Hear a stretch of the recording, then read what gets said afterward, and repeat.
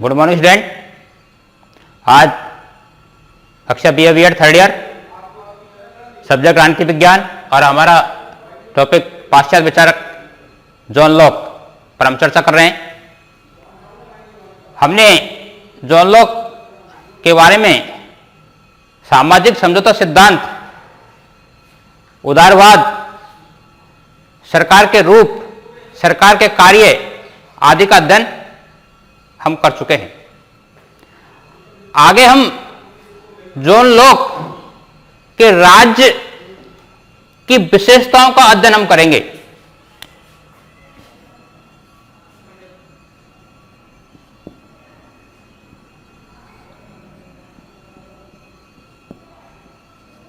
John Locke के राज्य की विशेषता।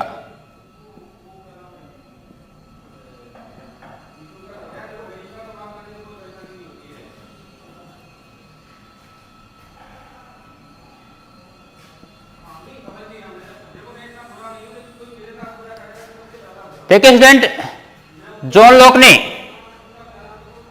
राज्य की उत्पत्ति में सामाजिक समझौता सिद्धांत की व्याख्या की है। राज्य की उत्पत्ति सामाजिक समझौता सिद्धांत के अंतर्गत हुई है और उसने अपने ग्रंथों में यह बात कही कि राज्य एक मानव कल्याण का साधन मात्र उसने माना है। राज्य को, राज्य का उद्देश्य केवल मानव कल्याण का साधन उसने माना है। तो हम विशेषताओं पर चर्चा कर रहे हैं। तो पहली विशेषता है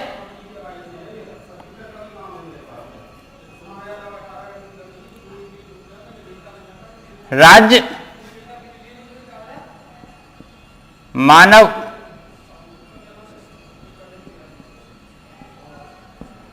कल्याण का साधन मात्र। जॉन लॉक ने राज्य को मानव कल्याण का एक साधन मात्र माना है। लॉक की विचारधारा में व्यक्ति को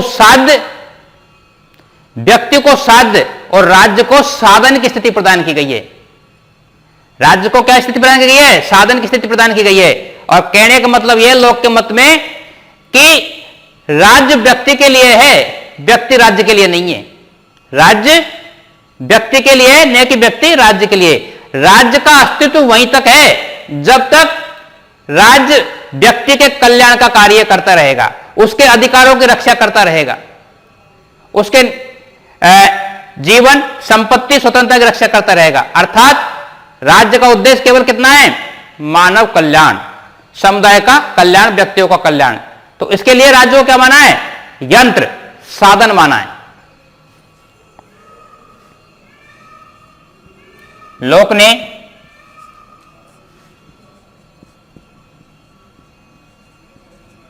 राज्य को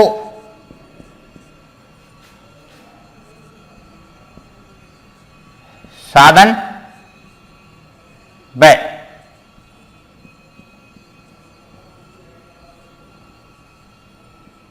व्यक्ति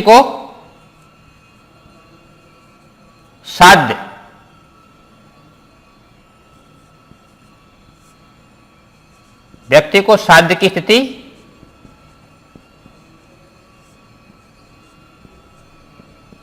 प्रदान की है। और राज्य व्यक्ति के लिए है। राज्य किसके लिए? व्यक्ति के लिए। राज्य व्यक्ति के लिए है, व्यक्ति राज्य के लिए नहीं है। व्यक्ति राज्य के लिए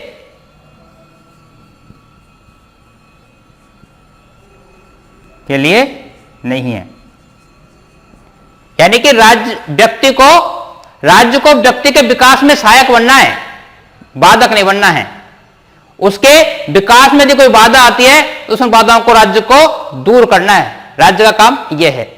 तो राज्य क्या है लोक के मत में? साधन है। दूसरा है, दूसरी विशेषता है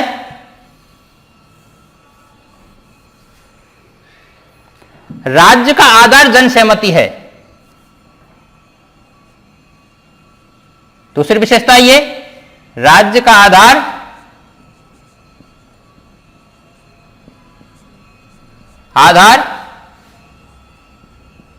जन सहमति है। क्या है? जन सहमति है। लोक की विचारधारा का प्रथम और अंतिम स्वर क्या है? जन सहमति है।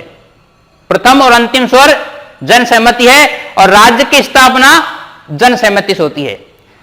लोक ने जिस सामाजिक समझौते के तहत राज्य की उत्पत्ति की रचना की है उसमें जन सहमति प्रमुख है। लोगों ने अपने जन सहमति से राज्य की स्थापना की, राज्य की उत्पत्ति की है, एक शासक को बनाया है जन सहमति से। राज्य की आज्ञा का पालन करना, राज्य की आज्ञा का पालन करना प्रत्येक व्यक्ति का कर्तव्य है। राज्य की आज्ञा का पालन करना प्रत्येक व्यक्ति का कर्तव्य है और व्यक्ति उन आज्ञाओं का पालन इसलिए करता है कि वो आज्ञा उसके हित में है, ये मानता है इस बात को। लेकिन लोक ये भी कहता है कि यदि शासक अनुचित आज्ञा देता है तो उस आज्ञा की अवहेलना करना व्यक्ति का अधिकार है। गलत आज्ञा का पालन व्यक्ति को नहीं करनी है। और यदि शासक व्यक्ति के अधिकारों की रक्षा करने में असक्षम हो जाता है तो ऐसे शासक को जनता को हटाने का अधिकार भी लोक ने जनता को दिया है। तो राज्य का आधार क्या है? जन सहमति है। राज्य का उद्देश्य क्या है? जन कल्याण है। जितना जब तक कल्याण करता रहेगा राज्य, व्यक्ति का अधिकार रक्षा करता रहेगा, व्यक्ति का विकास करता रहेगा, तब तक राज्य का अस्तित्व बना रहेगा।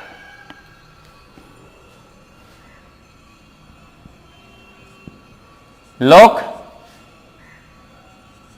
की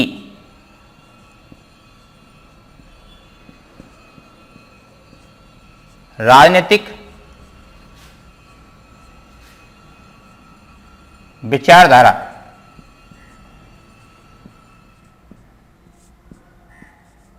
का प्रथम व अंतिम स्वर जन सहमति है। क्या है? जन सहमति है। राज्य की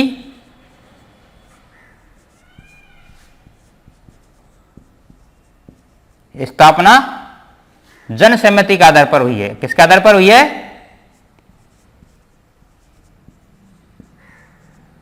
जन सहमति के आधार पर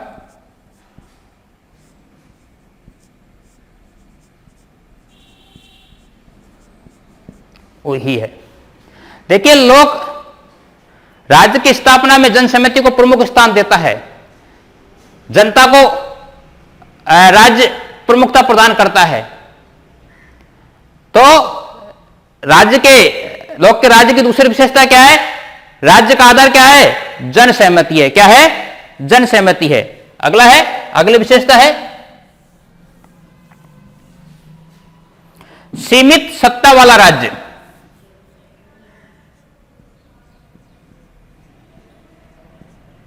सीमित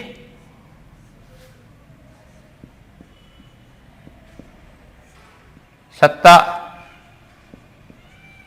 वाला राज्य।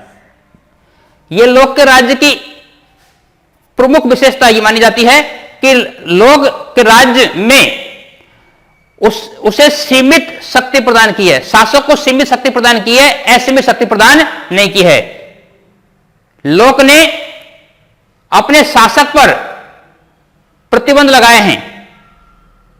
प्रतिबंध यह है कि जब तक शासक जनता के हित में कार्य करता रहेगा तब तक राज्य का अस्तित्व बना रहेगा। अपनी इच्छा से अपनी मनमर्जी से राज्य को करने की आज्ञा नहीं है। सीमित मर्यादित शासन को उसने स्वीकार किया है, विधि के शासन को स्वीकार किया उसने। और राज्य का जो राज्य सत्ता का जो उद्देश्य है वो क्या है? लोक कल्याण। क्या है? लोक कल्याण, न कि अपना स्वार्थ। जब तक लोक कल्याण करता रहेगा राज्य बना रहेगा, राज्य का अस्तित्व रहेगा। और यदि शासक ने अनुचित कार्य करने की कोशिश की, स्वार्थ के पूर्ण कार्य करने की कोशिश की, तो जनता को उसे सत्ता से हटाने का अधिकार लोक ने अपनी प्रजा को दिया, जनता को दिया है। तो तीसरी विशेषता है सीमित राज्य, सीमित सत्ता वाला राज्य। अगला है संवैधानिक राज्य।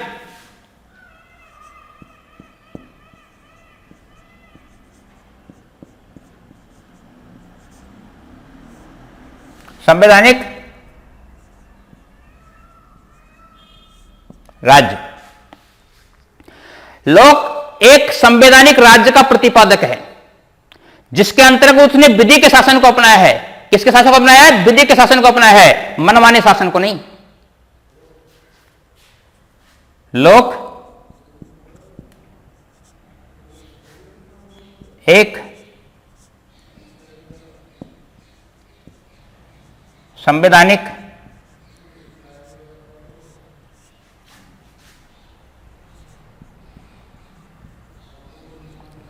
शासन का प्रतिपादक है।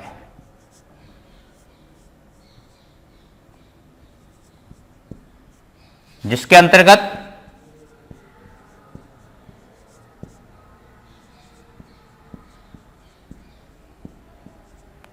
विधि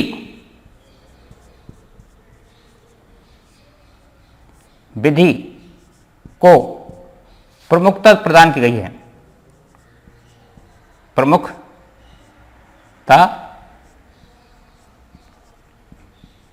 प्रदान की गई है। साथ ही साथ मनमाने शासन में कहीं स्थान नहीं है। स्वार्थ के शासन को स्थापना नहीं, कोई गुंजाइश लोक के राज्य में नहीं है। लोक विधि के शासन को सर्वाधिक महत्वपूर्ण मानता है और यह कहता है कि शासक और शासित दोनों समान रूप से विधि का पालन करें, विधि के निर्देशों को माने। क्योंकि लोक का मत है कि जहां कानून का अंत होता है वहां अत्याचार प्रारंभ हो जाता है। जहां कानून का अंत होता है वह अत्याचार प्रारंभ हो जाता है।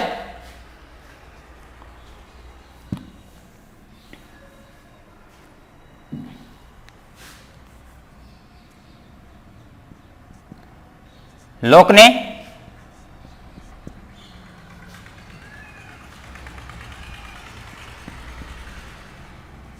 विधि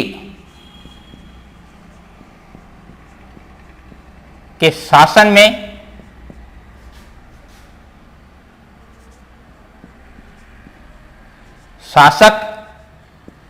शासक व शासित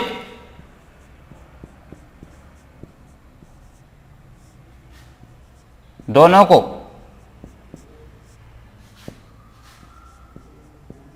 समान रूप से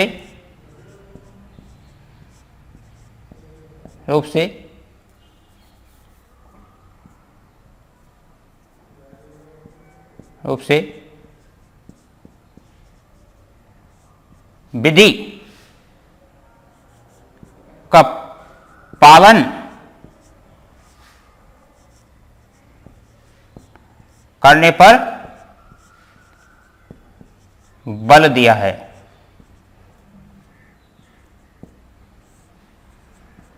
यानी कि लोक ने अपने शासक पर यह प्रतिबंध लगाया है कि शासक भी विधि के अधीन कार्य करेगा। विधि केवल प्रजा के लिए नहीं है, विधि कानून शासक के लिए भी है। शासक को भी कानून के अंतर्गत कार्य करना पड़ेगा, कानून को मानना पड़ेगा। आगे है अगली विशेषता है निषेधात्मक राज्य का प्रतिपादन।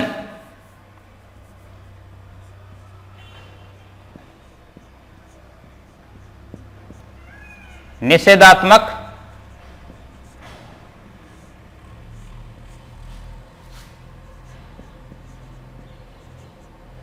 राज्य का प्रतिपादन। देखिए स्टूडेंट्स, कार्यों की दृष्टि से लोक के राज्य की एक विशेषता है निषेधात्मक। कार्यों की दृष्टि से लोक का राज्य कैसा है? निषेधात्मक है, सकारात्मक नहीं है। और लोक के राज्य का उद्देश्य व्यक्ति के संपत्ति, स्वतंत्रता और जीवन की रक्षा करना है, न कि व्यक्ति का नैतिक चरित्र सुधारना और नैतिक कल्याण। यह उद्देश्य नहीं है, केवल जीवन, स्वतंत्रता, संपत्ति की रक्षा करना है।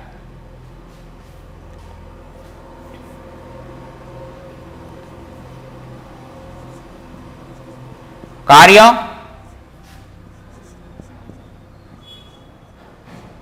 की दृष्टि से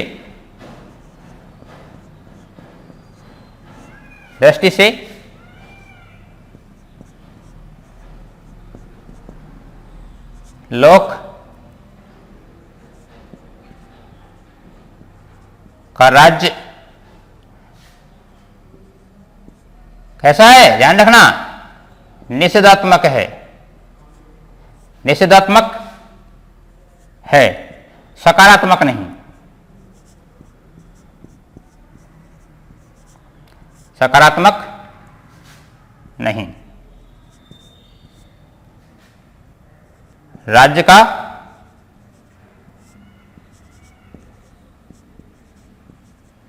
उद्देश्य केवल क्या है? जीवन, स्वतंत्रता और संपत्ति की रक्षा करना। राज्य का केवल उद्देश्य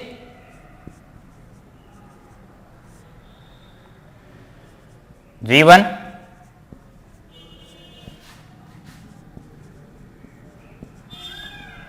स्वतंत्रता, संपत्ति की रक्षा करना है, की रक्षा करना है, न कि चरित्र सुधारना, चरित्र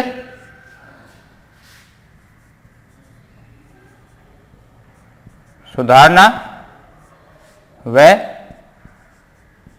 नैतिक कल्याण करना।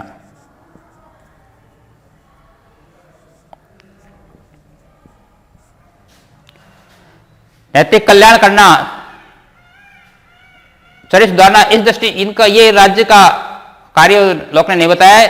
राज्य का कार्य व्यक्ति के जीवन, स्वतंत्र संपत्ति की रक्षा करना है। तो इस दृष्टि से लोक का राज्य क्या है?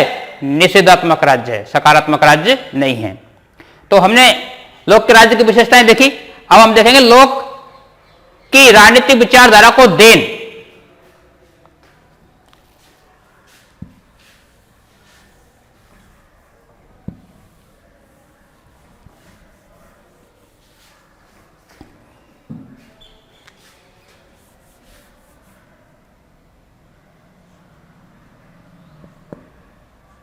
जॉन लॉक की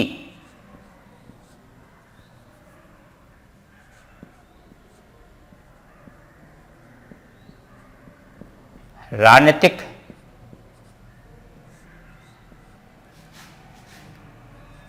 देन। क्या प्रभाव रहा राजनीतिक विचारधारा पर लोक का? क्या देन रही राजनीतिक विचारधारा को लोक की? तो सबसे पहली है वैधानिक शासन की धारणा का प्रतिपादन।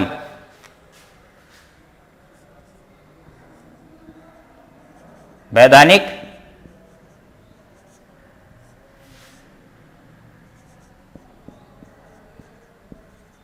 शासन, वैधानिक शासन की धारणा का प्रतिपादन।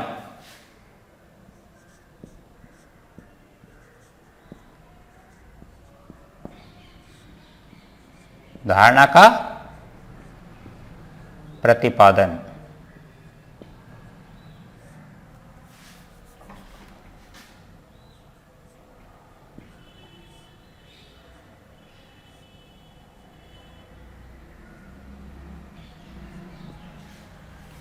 देखिए स्टूडेंट, लोक की देन वैधानिक शासन की धारणा है। लोक ने सीमित शक्तियों वाले शासन और शासित की इच्छा पर आधारित धारणा का प्रतिपादन करने वाला प्रथम विचारक माना जाता है। यानी कि सीमित शासन और शासन किसकी इच्छा पर होना चाहिए? जनता की इच्छा पर होना चाहिए। इस धारणा को प्रतिपादन करने वाला विचारक, प्रथम विचारक कौन है? जॉन लॉक है। कौन है? जॉन लॉक, जिसने कहा कि शासन जनता की इच्छा पर होना चाहिए। जो आज लोकतंत्र में चलता है उसको लॉक ने बहुत पहले ही कह दिया कि शासन किसके आधार पर होना चाहिए? जनता की इच्छा के आधार पर होना चाहिए। दूसरा है शक्ति पृथक्करण।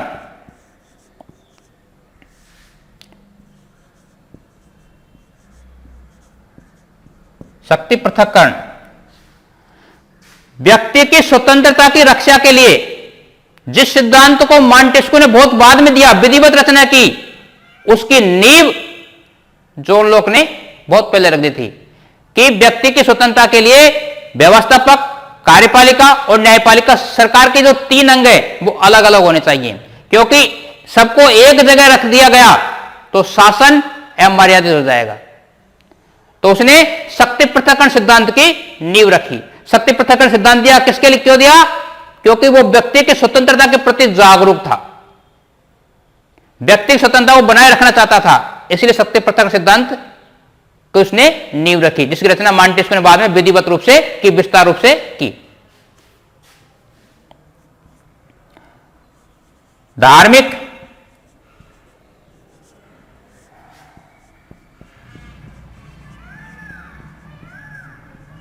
सहिष्णुता का सिद्धांत।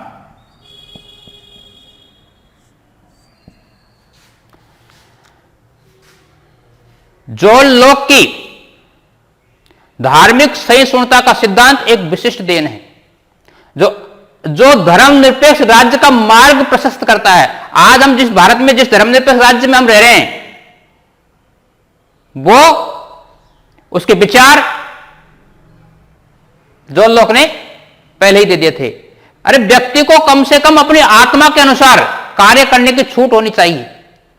व्यक्ति चाहे किसी संप्रदाय का हो, उसे अपनी इच्छा के अनुसार धर्म को मानने की आजादी होनी चाहिए। तो लॉक ने धार्मिक सहिष्णुता का सिद्धांत दिया है। यह राजनीतिक विचारधारा को बहुत बड़ी देन मानी जाती है। नंबर 4 है व्यक्तिवाद का पथ प्रदर्शक।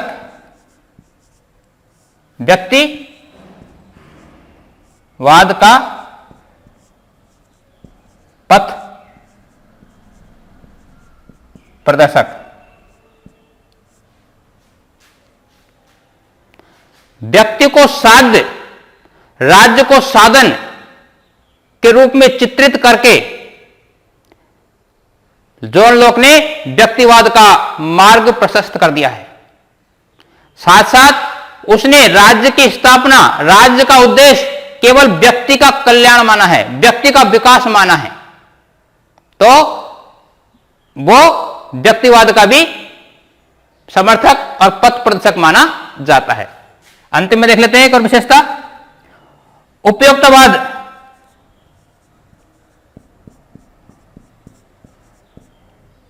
उपयोक्तावाद का प्रतिपादन।